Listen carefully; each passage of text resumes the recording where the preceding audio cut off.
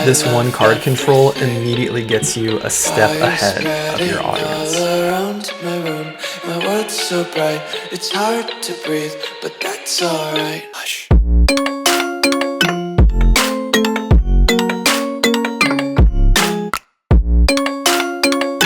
What's up, fellow hobbyists? Open sesame! Michael here with another tutorial for you.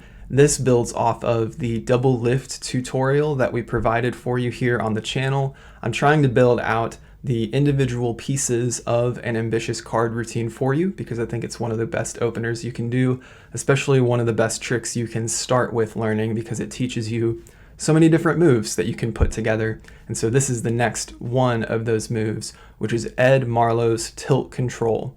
This feels like a really interesting control because it doesn't control the card to the top. And of course, we'll get to that in a different video. Controlling cards to the top is very important in Magic and is useful for a lot of things. But in this case, we're actually going to control the card to the second to the top. But you'll see why. And if you did see that double lift video, you'll already know why. So if you haven't checked that out, you should go and check it out. Even if you know the double lift, take a look at mine and see what you can learn from it. See what you can learn from the idiosyncrasies. But that video is there for you to check out. This is the tilt. So let's get into what it looks like and the mechanics of it. Boom.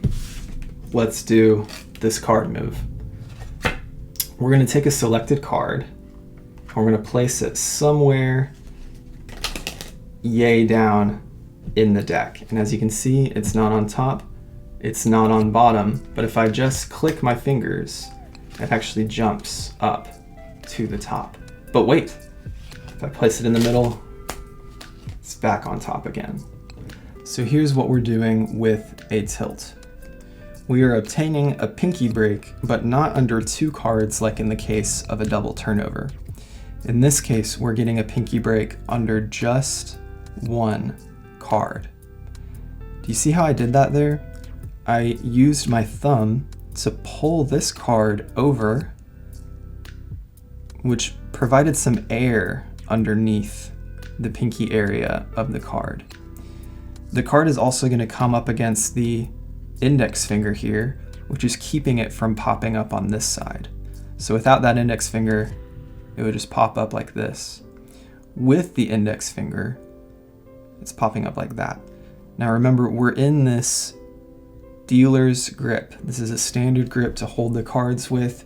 Even if you are newer to Magic, you probably already hold cards somewhat like this. Just as a way of reminder, it's deep in our hand, meaning it's not elevated like this. It's deep in. We have our thumb running along this side of the deck, index here, middle around here, and the rest of the fingers along the side. And we get that break on the top card again, just by pulling over and placing back with the thumb. For a tilt, a good break is going to hold this front edge. So you want to avoid what would look like this, where you have that air showing. It's best if you can't see anything from the front. Now, after you get this break, there is one extra adjustment you need to make. This break would help you prepare for a lift of some sort. Of course, it's only under one card at the time, but it would help you with the lift. We want it to assist in the other kind of name for this move, which is the depth illusion, right? And so to create this depth illusion, we're actually going to also let some air come under this side. And you'll see another perspective on this as well, so you can understand. But we're coming underneath here, and then we're also going to let it pop on the thumb side so that some air is created on this side as well. In his book, Strong Magic, Darwin Ortiz talks about building prestige with your audience. This is taking the true things about yourself, but using them in a way that will elevate the experience of the performance of your magic, and they'll actually psychologically enjoy your tricks more. So to that end, what if I gave you permission to be part of an exclusive Magic Club right now? Yes, that's right. To be a part of the Hobbyist Magic Club, all you have to do is subscribe to this channel. Of course, I'm being a little bit silly with that, but I truly want you to view yourself as a member of the Hobbyist Magic Club. All you have to do is subscribe, And hey, go share that with your audiences when you're performing magic to them. Let them know that you're part of an exclusive magic club. I'm giving you permission to say that right now. If you want to be a part of the Hobbyist Magic Club, subscribe now and enjoy the other tutorials, reviews, and discussions that will be posted here to help you enjoy and perform your magic. So let me show you from this side now. We've done this part so far. You're also going to allow some air to come under the thumb. So you've gotten your break. You're going to also push down a bit with your index on the very front, right underneath that angel. If you can see the bicycle design there's an angel right here. Right sort of underneath that, I'm pushing down just enough so that the air pops under this side of the card as well. What that gives you is this entire area where you can put something in there. But from the front, you can't even see that. So again, that get ready is like so. As you can see, there's not a whole lot of adjustment needed to get that side ready to go. From here, we are placing the card seemingly into the middle of the deck, but there's two things that are happening here. First is this push through subtlety, where we are purposefully pushing against the edge of a card or two so that they come out, and then we push them back in with our index finger. That's going to look like a bit of an accident, but that actually sells the fact that the card is going in somewhat low. So again, you push on some cards, they go out, and you push them back in. Then you can do the actual placement, which is second from the top. So you place it in second from the top, it goes in, and then you come over, and I like to dribble half of the deck down just to further sell the idea that that's where it went in. Now, how do you keep the audience from seeing this? Well, you're getting your break, and you're also tilting your hand back a little bit so that they really only see this middle section pop out, and then they don't really see where this card goes in.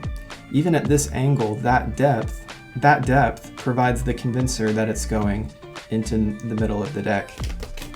And then you have that extra convincer there.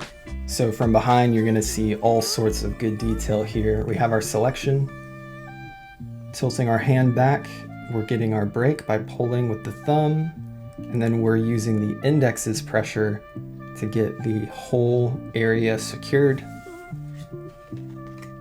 Show off the card, tilting your hand far back enough for your angles, pushing some cards through, readjusting, placing the card back in, square up, dribble.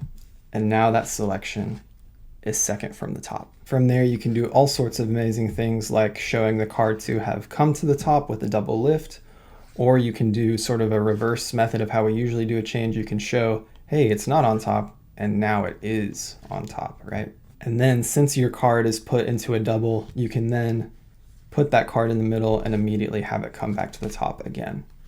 So how would I use this move in isolation? One thing you could do is you could have the card controlled. So let's say it's the 8 of diamonds. You have that card controlled, and this is great to maybe put this in your spectator's hand and say, look, it's not on top, it's not on bottom. Throw this card on the bottom after you've said that and place it in their hands. And maybe this is a phase of your ambitious card routine. Have them place their hands on top, snap, whatever, and then they can turn it over in their hands even after they saw that it wasn't on top or bottom. It's just a cool moment, magic moment you can create with just this move alone. Let me know in the comments what your favorite card control is. Let me know below, I'd love to hear it, and I'll see you guys next time.